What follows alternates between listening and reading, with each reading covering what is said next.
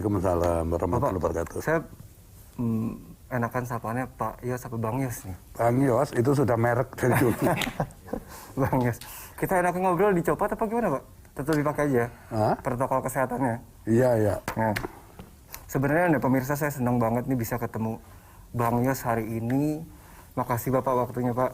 Saya mau belajar dan mau menceritakan tentang sejarah kota Jakarta dari Bapak. Seperti apa sih Pak sebenarnya?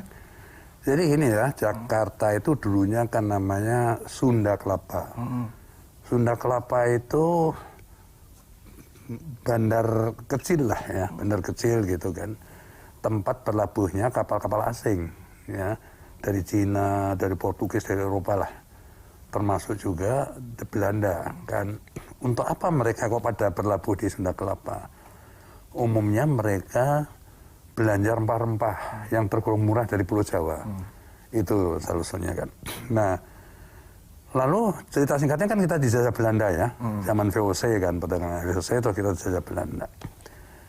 Terus kota ini dirubah menjadi Batavia oleh Belanda.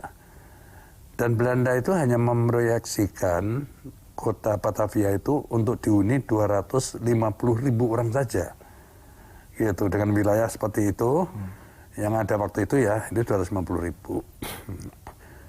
Nah, saat terus terjadi revolusi dan kita merdeka, ya terus kita ganti Batavia menjadi kota Jakarta. Nah, Jakarta ini dijadikan ibu kota negara, gitu kan. Nah, ibu kota negara itu adalah pusat pemerintahan di sini kan. Tetapi kemudian kota ini berkembang demikian rupa ya, menjadi pusat perdagangan ekonomi ya. Berbanyak sekali pendatang dari daerah-daerah. Bahkan bisa saya katakan seluruh suku terwakili di sini, seluruh provinsi terwakili. Ya. Sampai-sampai namanya pribuminya ya kita katakan gitu, yaitu suku Betawi, itu sampai tergusur dan bukan mayoritas lagi jumlahnya, gitu kan. Pemerintah kan punya program memindahkan ibu kota Jakarta ke Kalimantan. Bagaimana pendapat Bang Yos? Itu adalah pemikiran yang idealis gitu loh. Apalagi saat ini menjadi tidak realistis tentunya kan. Pada saat kita ada pandemi ya, maaf ya utang kita juga besar sekali gitu kan. Nah, bagaimana mengatasi ini? Tadi megapolitan sekali lagi. Megapolitan itu konsepnya juga pusat pemerintahan itu kita geser dulu ke Jonggol saja gitu. Dan bangunan di Jonggol itu hanya ada istana negara untuk presiden wakil presiden ya. Terus menteri-menteri kementerian yang melekat presiden yaitu Seskap, Sesnek ya sama KSP. Itu saja yang dibangun di sana. Tentunya dengan fasilitas dan asrama Paspapres. Itu. Nah, dengan cara seperti itu tentu saja kita bangun tol kan. Dari Jakarta ini ke Jonggol, tol yang bagus lah. Dari Jonggol ke airport kan gitu kan, Soekarno-Hatta gitu. Itu saya yakin tidak akan sampai ratusan triliun kan ya. Dan sekali lagi ini sambil menunggu saat yang tepat ibu kota itu kita pindahkan. Nah, kalau terjadi seperti itu penggabungan Jabodetabek itu, orang tidak ngincer lagi tanah Jakarta yang sudah mahal sekali, sempit mahal. Mereka akan mengambil depo Tangerang, Bogor, Bekasi. Kan membuat bangunan bank di sana, bikin hotel di sana, bikin apa lagi di sana gitu. Jadi tetangga kita itu menjadi hidup, menjadi laku kan. Gitu. Kalau selama ini depo Tangerang, Bogor, Bekasi itu hanya dapat racunnya saja. Nah, dengan Jabodetabek dia akan dapat matunya. Gitu kan? Iya benar. Ngerti kan? Ngerti Bang Yos. Gitu. Tetapi heran ya, ide itu terus tenggelam terus. Gitu. Aku minta debat lah sama-sama orang yang punya ide lebih baik dari itu. Lebih baik yang realistis tentunya yang bisa kita terapkan. Kalau ini kan pasti bisa kita lakukan kan gitu kan.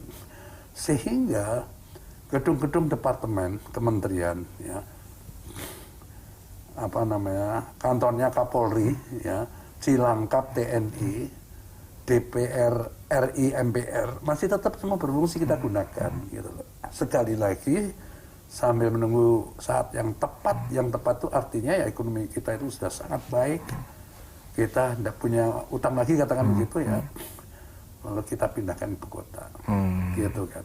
Nah, Bang Yos itu kan pernah menjadi gubernur dari tahun 97 sampai 2007. Nah, menurut Bang Yos dari dulu, dari kepemimpinan gubernur dari dulu sampai sekarang, pendapat Bang Yos seperti apa? Yang lebih nyaman, yang mana, yang ya, semua gubernur itu mempunyai masa dan tantangan masing-masing sendiri, nggak bisa dianukan kan. Oleh karena itu pembangunan harus berkelanjutan gitu kan.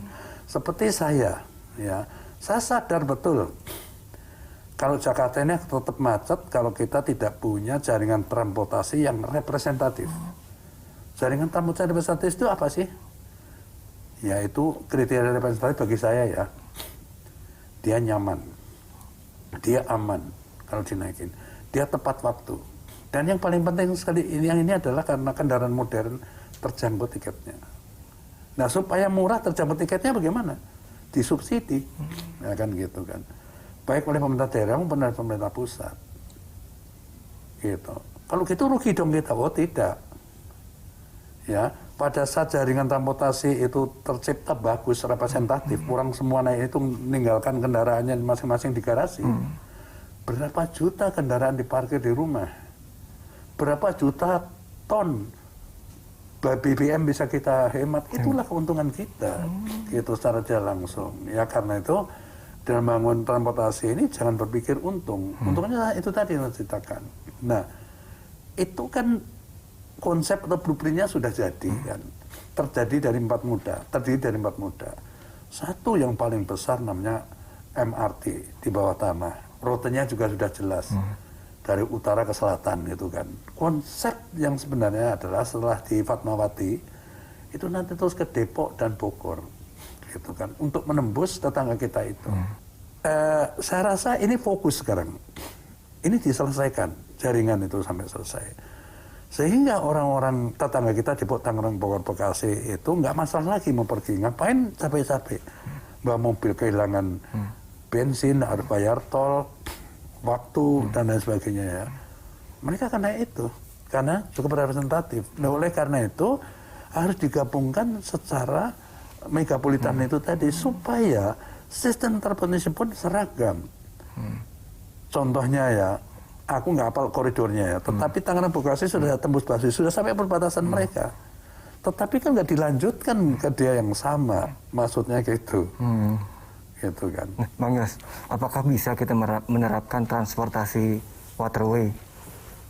Kenapa? Apakah kita bisa menerapkan transportasi waterway? Loh, itu sudah kita rancang kedalamannya, dermaganya di mana kita rancang. Sehingga pembangunan ke depan pun waterfront city. Rumah, apartemen, kantor semua menghadap ke sungai, gitu, sehingga sungai itu bersih. Kalau sekarang kan dibelakangin terus ya, itu kan. Jadi sudah kita pikir sejauh itu. Waterway sekali lagi kan alternatif, gitu kan. Bisa kita lanjutkan, bisa kita lihat kondisi berikutnya kan. Nah, Bang Yos, sedikit lagi kan kita menyambut tahun 2021. Iya. Menurut Bang Yos, Jakarta ke depannya seperti apa nih? Ya itu kan kita kan menghadapi persaingan global ya.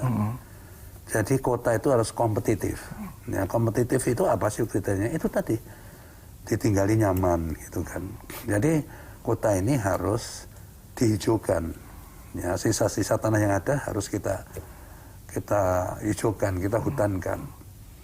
Gitu. Jangan dihentikan sudah pembangunan supaya dia lari ke tetangga kita. Ya.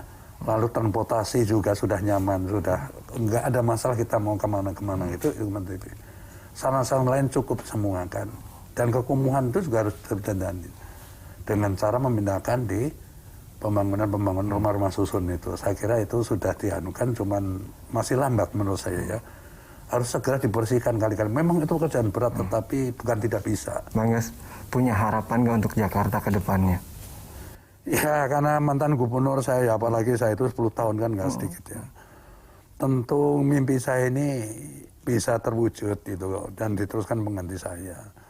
Saya mimpi punya MRT dulu sudah terlaksana ya, walaupun aku belum merasakan.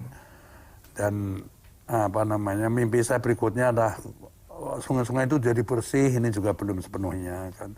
Pekerjaan berat, tetapi kalau kita lakukan, apalagi zaman saya kan beda dengan zaman sekarang. Saya tahun pertama yang 1,7 triliun APBD-nya. Rupiah juga 15-16 ribu bergeser situ. Nggak ada uang. Sekarang udah sampai 80-90 triliun. Kan?